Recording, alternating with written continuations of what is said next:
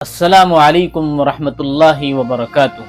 دوستو، 20 دسمبر یعنی کل ایک لائیو مباحثہ ہونے جا رہا ہے جس کا عنوان ہے کیا خدا موجود ہے؟ اس مباحثے کے لیے ملحدانہ نظریہ رکھنے والے لوگ بھی منتظر ہیں اور مسلمانوں کا ایک بڑا طبقہ بھی اس کو دیکھنے کا انتظار کر رہا ہے۔ لیکن میرے بھائیوں اور بہنوں، اس مباحثے کو دیکھنے سے پہلے چند باتوں کا جاننا انتہائی ضروری ہے تاکہ ہم فائدہ اٹھائیں اور نقصان میں نہ پڑیں۔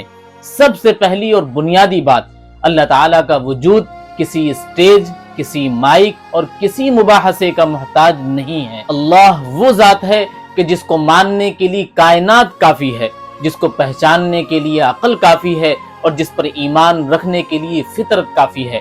قرآن صاف اعلان کرتا ہے اَفِی اللہِ شَکٌّ فَاطِرِ السَّمَاوَاتِ وَالْأَرْضِ، کیا اللہ کے بارے میں بھی کوئی شک ہو سکتا ہے؟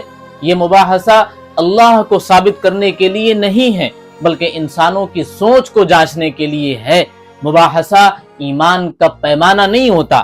یاد رکھیں، ایمان دلیل سے مضبوط ہو سکتا ہے لیکن ایمان صرف دلیل کا نتیجہ نہیں ہوتا۔ ایمان اللہ کی توفیق اور ہدایت کا نام ہے۔ کبھی ایسا ہو سکتا ہے کہ غلط بات زوردار انداز میں کہی جائے اور سچی بات خاموشی سے، لہٰذا اگر کوئی سوال آپ کو پریشان کرے تو فوراً گھبرائیں نہیں۔ سوال ایمان کو کمزور نہیں کرتا، سوال کا غلط جواب ایمان کو نقصان دیتا ہے۔ جو سوال پوچھے جائیں گے وہ وہی پرانے ہوں گے، کچھ اس طرح کے ہوں گے کہ خدا نظر کیوں نہیں آتا؟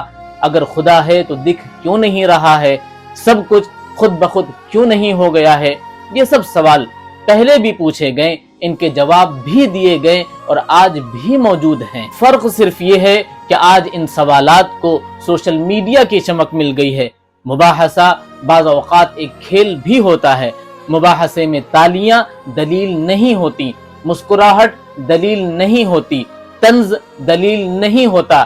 کبھی کبھی غلط بات کو خوبصورت بنا کر پیش کیا جاتا ہے اور صحیح بات کو مشکل بنا کر۔ مسلمان کا کام ہے کہ بات کے شور کو نہیں، بات کے وزن کو دیکھنا۔ ہمارا معیار واضح ہے، ہم کسی شخصیت کے غلام نہیں، ہم کسی اسٹیج کے اسیر نہیں۔ ہمارا معیار صرف ایک ہے، قرآن اور سنت۔ جو بات قرآن و سنت کے مطابق ہو قبول ہوگی، اس کے خلاف ہو تو ہرگز قبول نہیں کی جائے گی، چاہے وہ کسی بھی زبان، لہجے یا شہرت کے ساتھ کیوں نہ ہو۔